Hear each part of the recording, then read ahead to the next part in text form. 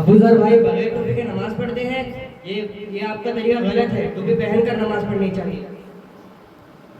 المعجم الكبير للطبراني حدیث نمبر 17764 قال أتيت النبي صلى الله عليه وسلم فرأيتهم يصلون في أكسية والبرانس أيديهم فيها من البرد۔ حضرت عاصم رضی اللہ تعالیٰ عنہ نے فرمایا کہ میں نبی کریم صلی اللہ علیہ وسلم کی خدمت میں حاضر ہوا تو میں نے صحابہ کو دیکھا کہ وہ چادریں اڑے ٹوپیوں میں نماز پڑھ رہے تھے، ان کے ہاتھ ٹھنڈک کی وجہ سے ان کپڑوں کے اندر تھے۔ ایسے بہت سے احادیث ہیں جس کے ذریعے پتہ چلتا ہے کہ سر ڈھک کر نماز پڑھنا چاہیے، ننگے سر نماز پڑھنا مکروہ تنزیہی ہے۔ اور جو یہ کہے کہ حضور صلی اللہ علیہ وسلم نے ننگے سر نماز پڑھی تو وہ کسی بھی صحیح صریح مرفوع حدیث کے ذریعے حضور صلی اللہ علیہ وسلم کی دائی عمل پیش کرے، لیکن صبح قیامت تک الحمدللہ نہیں پیش کر سکتے۔ اسی لیے ہمیں چاہیے کہ سر ڈھک کر نماز پڑھیں۔ یہ نماز پہ ٹھہرنے کا کیا طریقہ ہے؟ اس میں 4 انگلیوں کا فاصلہ رکھ کر ٹھہرنا چاہیے۔ حدیث شریف میں آتا ہے جب حضرت عبداللہ بن عمر رضی اللہ عنہ جب کھڑے ہوتے تھے تو اپنے قدموں کو کشادہ کر کے کھڑے نہیں ہوتے تھے، اور نہ ہی دونوں کو ملا کر کھڑے ہوتے تھے، بلکہ درمیانی حالت میں کھڑے ہوتے تھے اور نہ بالکل ملاتے تھے۔ غیر مقلدین جو خواہ ٹانگیں چیر کر کھڑے ہوتے ہیں، یہ بالکل حدیث کے خلاف ہے۔ اسی لیے اس کی مقدار احناف میں ہاتھوں کے 4 انگلیوں کے بقدر بیان کی گئی ہے۔ ہاتھ کو یہاں تک نہیں، کانوں تک اٹھانا چاہیے۔ قال رسول اللہ صلی اللہ علیہ وسلم كان اذا كبر رفع يديه حتى حاذا بهما اذنيه۔ رسول اللہ صلی اللہ علیہ وسلم جب تکبیر کہتے تھے تو اپنے ہاتھوں کو اٹھاتے تھے یہاں تک کہ انہیں کانوں کے قریب کر لیتے تھے۔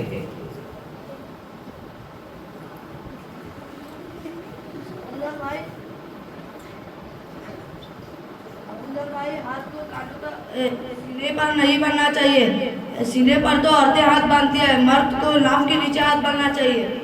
مصنف ابن ابی شیبہ حدیث نمبر 3559 عن علقمة عن أبيه قال رأيت النبي وضع يمينه على شماله في الصلاة تحت السرة۔ حضرت علقمہ اپنے والد سے روایت کرتے ہیں کہ میں نے نبی صلی اللہ علیہ وسلم کو دیکھا نماز میں دائیں ہاتھ کو بائیں ہاتھ پر ناف کے نیچے رکھے ہوئے تھے۔ چاروں اماموں میں کوئی بھی سینے پر ہاتھ باندھنے کا قائل نہیں ہے، بلکہ ایک روایت میں سینے پر ہاتھ باندھنے سے منع کیا گیا ہے۔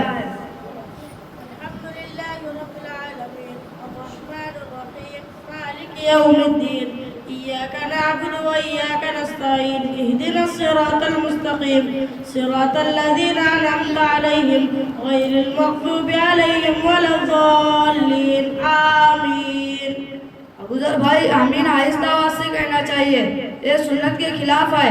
عن وائل ابن حجر رضی اللہ عنہ انه صلى مع رسول الله صلى الله عليه وسلم فلما قرأ غير المغضوب عليهم ولا الضالين قال آمین خفض بها صوته۔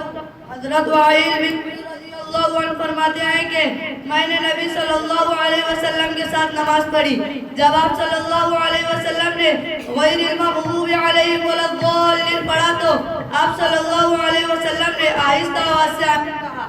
آپ کا زور آواز سے آمین کہنا سنت کے خلاف ہے۔ گزر بھائی رکوع جانے سے پہلے رفع یدین نہیں کرنا چاہیے۔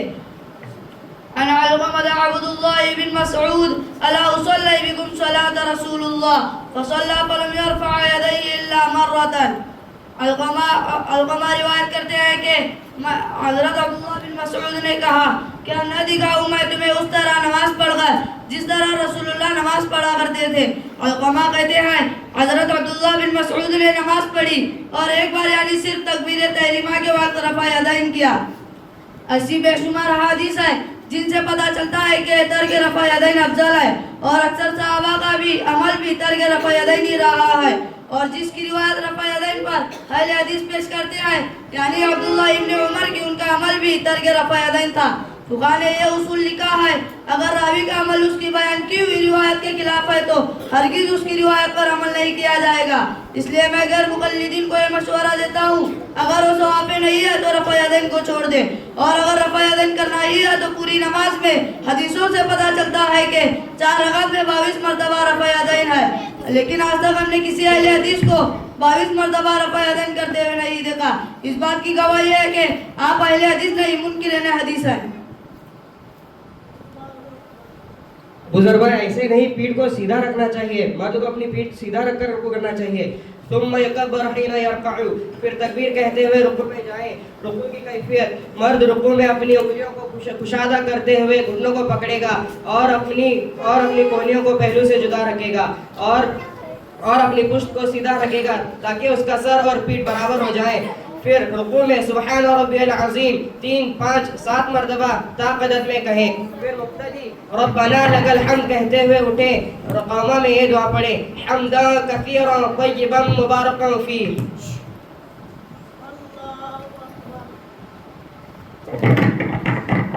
ابو ذر بھائی آپ کا یہ سجدہ کرنے کا طریقہ غلط ہے. سجدہ 7 اعضاء پر کرنا چاہیے. حضرت ابن عباس رضی اللہ عنہ فرماتے ہیں کہ نبی صلی اللہ علیہ وسلم کو حکم دیا گیا تھا کہ 7 اعضاء پر سجدہ کرے اور اپنے بالوں اور کپڑوں کو طے نہ کرے. وہ 7 اعضاء یہ ہیں: نمبر 1 پیشانی، نمبر 2 دونوں ہاتھ، نمبر 3 دونوں گھٹنے، نمبر 4 دونوں پاؤں. حضرت وائل بن حجر رضی اللہ عنہ فرماتے ہیں کہ میں نے نبی صلی اللہ علیہ وسلم کے پیچھے نماز پڑھی. جب آپ صلی اللہ علیہ وسلم سجدہ کرتے تھے تو اپنا چہرہ دونوں ہتھیلیوں کے درمیان رکھتے تھے. سنن ابن ماجہ حدیث نمبر 898. عن علی رضی اللہ عنہ انہ کان یقول بین السجدتین، اور دونوں سجدوں کے درمیان جلسے میں یہ دعا پڑھے: رب اغفر لی وارحمنی واجبرنی وارزقنی.